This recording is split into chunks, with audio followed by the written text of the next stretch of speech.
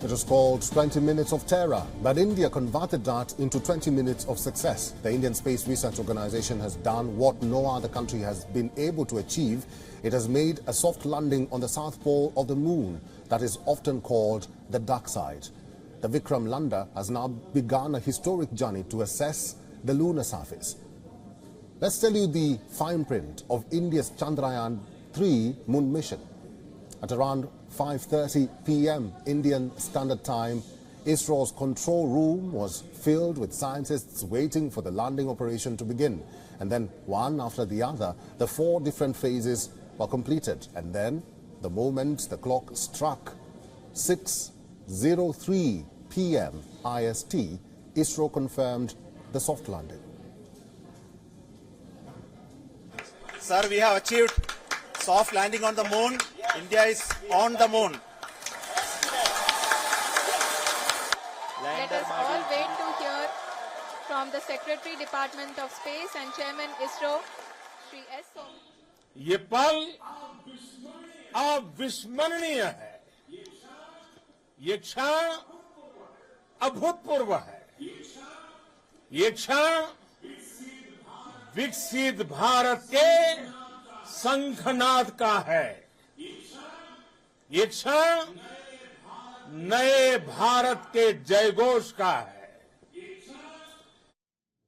ISRO scientists were overwhelmed with joy, especially because their last attempt of Chandrayaan-2 4 years ago ended with a setback. The spacecraft was less than 30 minutes away from the lunar surface when connection with the lander was lost. But ISRO has proved that the organization has entered the elite club of moon explorers. And if anything, it is the world that is now looking at ISRO for its technical knowledge.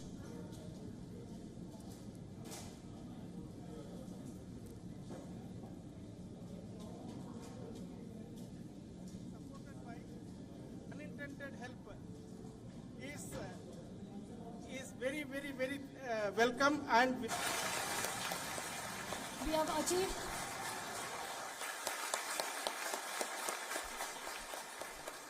Now, Chandrayaan-3 have been living. I want to tell you, and I want to thank you also for each and everyone who prayed with us in the last many days, who wanted this success to happen in ISRO.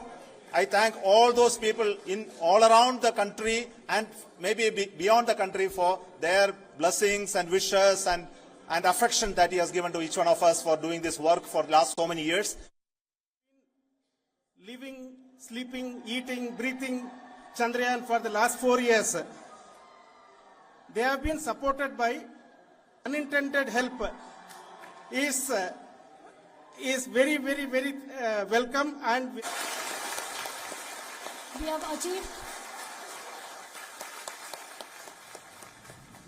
We're now being joined by our senior correspondent Siddharth MP from Bengaluru. He has been following has been observing this from the start to the end.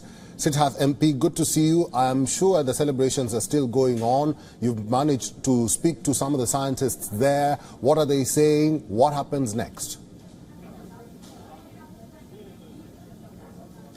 So Eric, this is of course the beginning of a process. Chandrayaan-3, in fact, this entire mission had 4 vehicles, right? The first vehicle was the rocket. It was the LVM-3 rocket. It did its job on July 14th. Barely 16 minutes the rocket did its job. The next job was of the integrated spacecraft, which is the Chandrayaan-3 spacecraft, 3.9 tons mass. That spacecraft traveled for 40 days.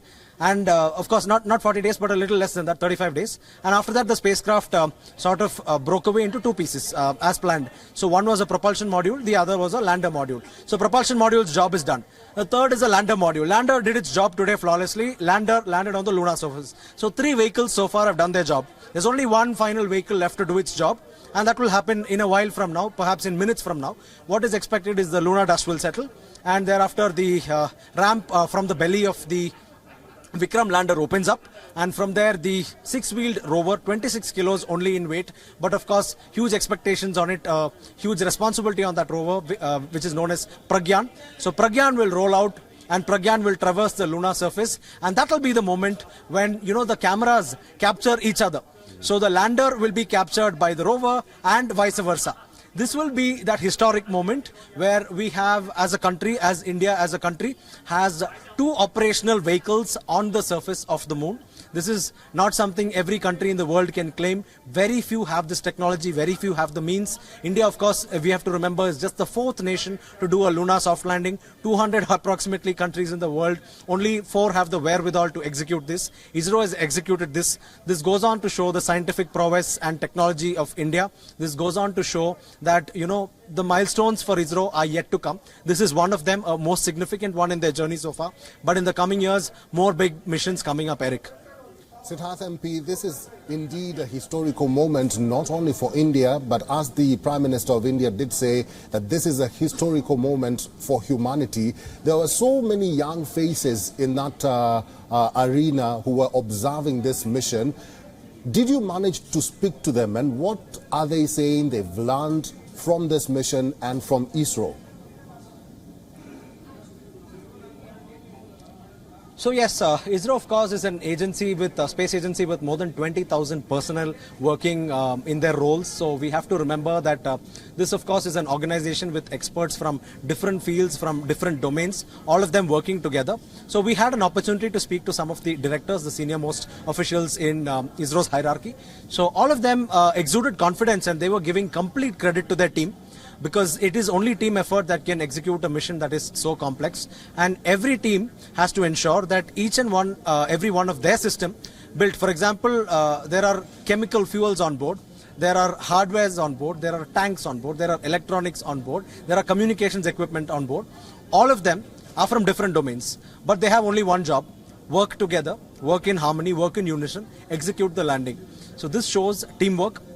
And of course, about the young faces you were mentioning, it's not just within the mission operations complex here at ISTRAC Bengaluru. I'm sure crores of people from across the world, young people, old people, everyone was witnessing this mission, or perhaps sooner or later they will witness this on their streaming platforms or on YouTube or so on, and they will get a glimpse of what this mission means, because as the Prime Minister was saying, this of course inspires the world. So, you know, there's a lot of turmoil in the world, there's conflict going on, there's a lot of things that are happening, but at the same time, this is something that gives hope to billions of people about the achievements of science and technology when used in the right manner. In fact, space is known as dual-use technology because, you know, certain very sophisticated weapons and missiles are similar to space technology. In fact, it is a very widely accepted fact.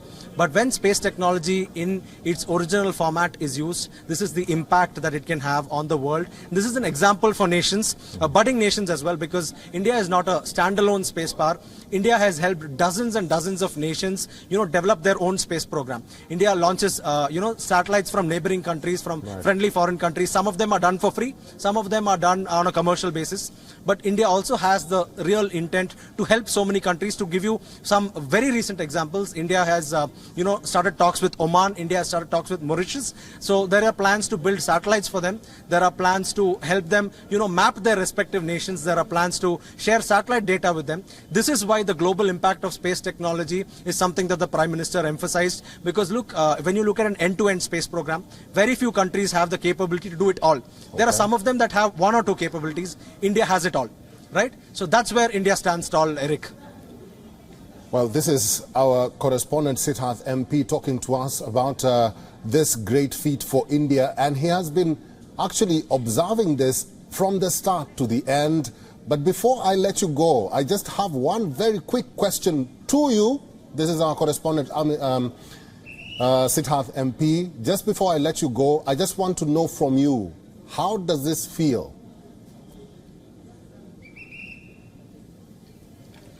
So Eric, this is a feeling like no other. So personally and professionally, so it's not, you know, every time in your career that you get an opportunity to witness history being made at such a large scale.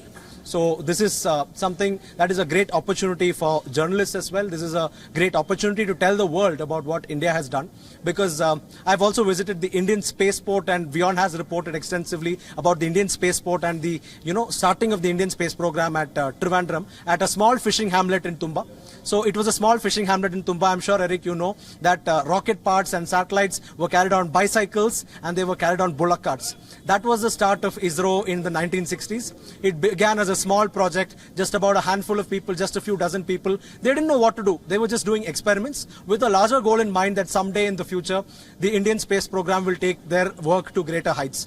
None of them from that era are alive today. Very few of them are here to witness this. But I'm sure a lot of them, including the founding father of the Indian space program, Dr. Vikram Sarabhai, are metaphorically watching this moment unfold because the lander that has touched down on the moon is named as a tribute after him. It is the Vikram lander. It's a tribute to Dr. Vikram Sarabhai, the founder of the program. So let me give you one additional trivia. So when scientists and other people asked Dr. Sarabhai in the early 60s as to why do you want to spend so much government money on the space program, Dr. Sarabhai, a top industrialist and one of the leading lights in India at that time, just replied that I pay 4 crores rupees in income tax. This is in the 1960s. It's billions of rupees today. So I pay 4 crores in income tax. So just assume that it is my money paid as taxes that is being used for the Indian space program. So that's the kind of love he had for what he was doing. And that's what the Indian space program is returning today, more than 65 years later, Eric. Well, thank you very much for all that information and for all your insights. Siddharth MP, our correspondent in Bengaluru, thank you. Dr. Amitabh Ghosh is now joining us live from Washington, D.C. He's a space scientist at NASA. Doctor, good to see you. What makes South Pole and areas near the South Pole so attractive for exploration? Right now, the intention of the World Space Agency is to go to the moon, go back to the moon with humans to perhaps set up a base, a more permanent settlement. So what do you need? You need to be able to use the materials on the moon to take care of human needs. The analogy is today, if you went to America, flew to America and you wanted to stay for 30 days and say there was no water available in America. So you would actually carry, 30 gallons, 300 bottles of water, whatever.